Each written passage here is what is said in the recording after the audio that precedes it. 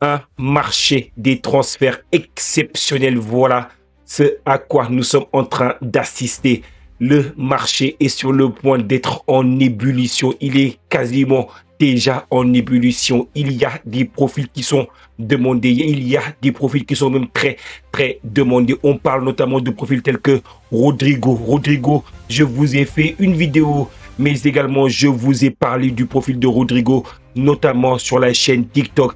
Et là, il y a deux joueurs qui sont sur le point d'enflammer encore plus le marché des transferts. Il y en a un, c'est un ancien parisien, un ancien qui évolue avant du côté du Paris Saint-Germain, qui évolue dorénavant du côté de Chelsea. On sait que il n'est pas forcément en odeur de sainteté du côté de Chelsea parce que parfois il a été très souvent blessé, un peu trop souvent blessé, notamment pour Enzo Maresca. Il a eu beaucoup d'opportunités de montrer de quoi il était capable et il a été une grosse déception durant la saison 2024-2025. Et donc, du coup, Chelsea est ouvert. Chelsea est intéressé afin de pouvoir écouter les offres.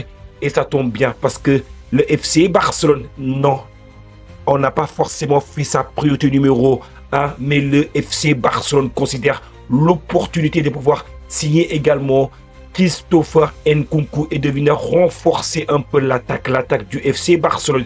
Ce n'est pas la priorité, il est plutôt l'option numéro 2, voire même l'option numéro 3 du FC Barcelone. En sachant que l'une des options qui était l'option la plus probable, la plus favorisée par la direction du FC Barcelone, c'était, on le sait tous, le talentueux, le seul, l'unique, l'ailier gauche, notamment de l'Athletic Club de Bilbao. Mais il a fait faux bond, notamment à l'équipe du FC Barcelone. Il a décidé d'augmenter et de rester jusqu'en 2033 avec son club. On parle de Nico Williams. Et donc, du coup, le FC Barcelone a absolument besoin de rebondir. Le FC Barcelone a besoin de signer un grand joueur. La priorité, c'était essentiellement Luis Diaz. Mais le problème par rapport à Luis Diaz, c'est la valorisation. Liverpool veut une somme qui est estimée entre 90 et 100 millions d'euros. Et le FC Barcelone, pour l'instant, à l'instant T, à l'instant où ce qu'on parle, ne veut absolument pas mettre une somme estimée entre 90 et 100 millions d'euros.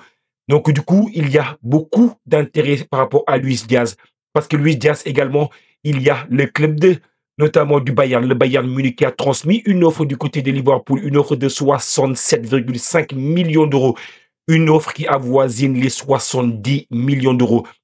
Offre tout bonnement refusée par Liverpool parce que Liverpool ne veut pas céder Luis Diaz pour moins de 90 à 100 millions d'euros. Est-ce que le Bayern va-t-il s'aligner sur cette offre-là? Ce qui pourrait également coincer un peu le Barça pour l'une de ses options qui est devenue l'option numéro 1 depuis que notamment Nico Williams a décidé de ne pas signer avec le FC Barcelone parce qu'il demandait des garanties au niveau de l'enregistrement, des garanties qui ne lui ont pas été données. Et donc, du coup, il a préféré aller signer du côté de prolonger son contrat dans son club de cœur, l'Athletic Club de Bilbao. Donc, du coup, une opportunité qui est Luis Diaz, qui pourrait peut-être bien s'éteindre avec l'intérêt du Bayern Munich. Le Bayern qui va sûrement surenchérir envers Liverpool parce que Liverpool va vouloir également dégager du cash. Donc, du coup, parce qu'il y a également des cibles que Liverpool voudrait sans doute activer lorsque Luis Diaz venait à quitter l'équipe de Liverpool. Donc, du coup, si Luis Diaz n'est plus disponible pour le Barça et que aussi la deuxième option, c'est Marcus Rashford, on le sait, Marcus veut absolument signer, notamment du côté du LF, de cette équipe de Barcelone. Il fait tout. Il like même les posts vidéo des retours d'entraînement du côté du FC Barcelone. C'est pour vous montrer comment Marcus Rashford est désespéré à l'idée de rejoindre la Catalogne. C'est son objectif numéro 1. Est-ce qu'il va y arriver? Est-ce que, en sachant que l'équipe de Manchester United le pousse vers la sortie, ils sont même allés jusqu'à très loin, jusqu'à retirer le numéro 10 de Marcus Rashford pour le donner à Cunha. Donc, du coup, maintenant, Marcus Rashford ne sera plus le numéro 10 de Manchester United. Donc, du coup, là, Marcus Rashford est clairement poussé vers la sortie. Il y a de l'intérêt autour de Marcus Rashford. On sait qu'il y a un club, l'ancien club, enfin, le club actuel de Mourinho, Fenerbahçe, qui est également intéressé par le profil. Il est en train de regarder si c'est possible de faire signer Marcus Rashford. Donc, du coup, si le deal avec Marcus Rashford pour le Bayern, enfin pour le Barça, pardon, ne se fait pas, l'une des opportunités que pense effectuer le Barça, c'est essentiellement Christopher Nkunku, qui pourrait être une option très concrète pour l'équipe du FC Barcelone. Et donc, du coup, je vous ai parlé, notamment que pour moi, Christopher Nkunku, c'est un joueur qui, malheureusement, qui est très impacté par les blessures. Il a été trop souvent blessé et les blessures ont retardé un peu sa progression. Les blessures ont freiné exactement comment dire encore, son intégration dans l'équipe de Chelsea. Chelsea, c'est une équipe où est-ce qu'ils dépensent des milliards. Ils ont dépensé 1,5 milliard depuis que Todd Bailey est arrivé exactement dans cette équipe de Chelsea.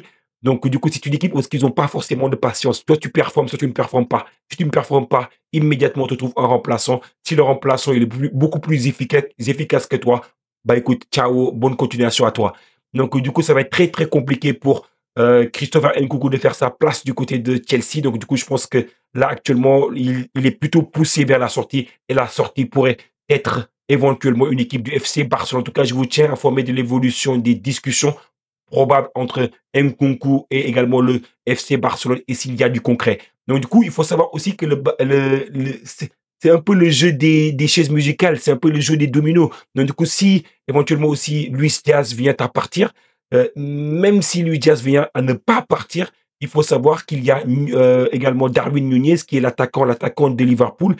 Liverpool veut le vendre et on sait que Napoli était intéressé. Napoli l'a maintenant confirmé, parlé, a informé directement Liverpool que oui, maintenant ils ne sont plus intéressés pour signer notamment Darwin Nunez, mais Nunez sera demandé sur le marché des transferts. Il y a des clubs qui vont le demander. On sait que l'Atlético Madrid était intéressé.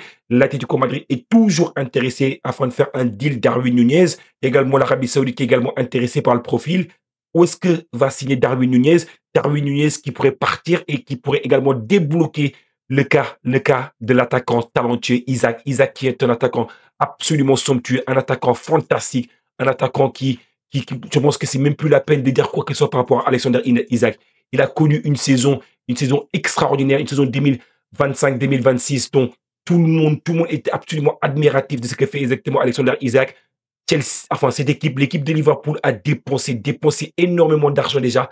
Ils ont dépensé la coquette somme de 214 millions sur le marché des transferts, avec notamment des dépenses pour Florian Wirtz, 150 millions d'euros, Frimpong, 35 millions d'euros, sans compter exactement les autres dépenses. Donc, au total, ils ont dépensé 214 millions d'euros et ils sont encore très intéressés pour signer deux autres joueurs dont on parle sur le marché des transferts actuellement. On parle notamment de Rodrigo du Real Madrid.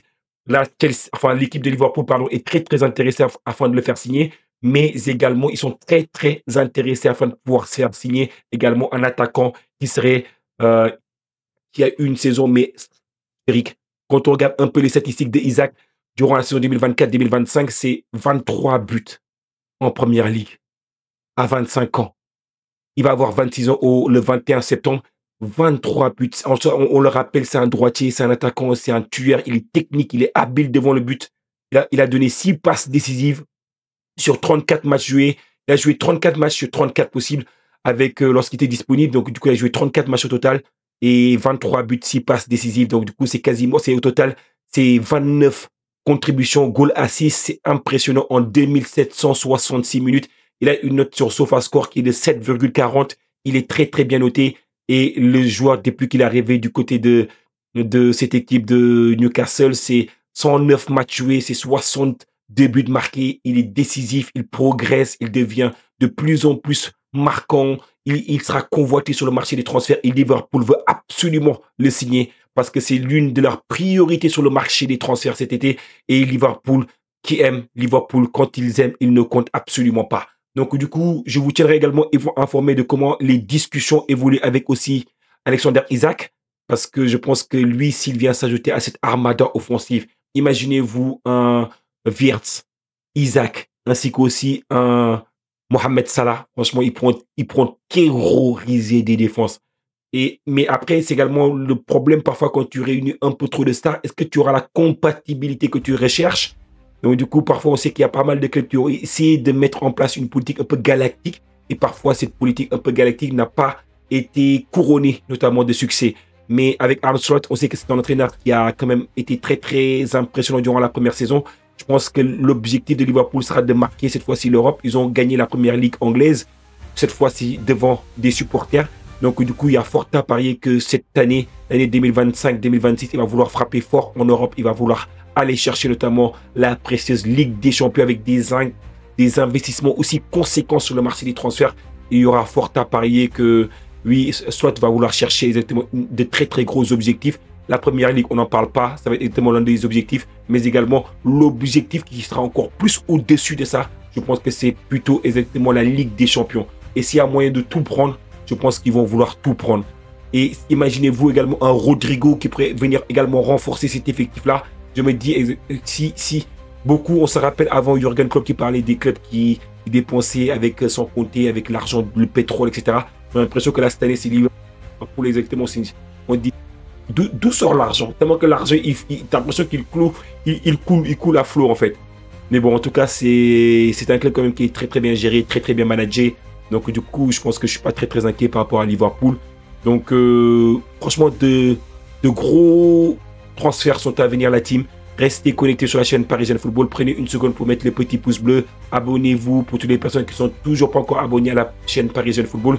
Je vois de plus en plus de personnes qui regardent les vidéos et qui ne sont toujours pas encore abonnés sur la chaîne Parisienne Football. Abonnez-vous, c'est gratuit. Et merci pour toutes les personnes, comme d'habitude, qui prennent une petite seconde pour mettre le petit pouce bleu pour nous donner le maximum de force et d'exposition. À très très bientôt la team pour d'autres vidéos sur le mercato, mais également très très bientôt pour la reprise du football et la reprise directement du championnat. Ciao ciao la team.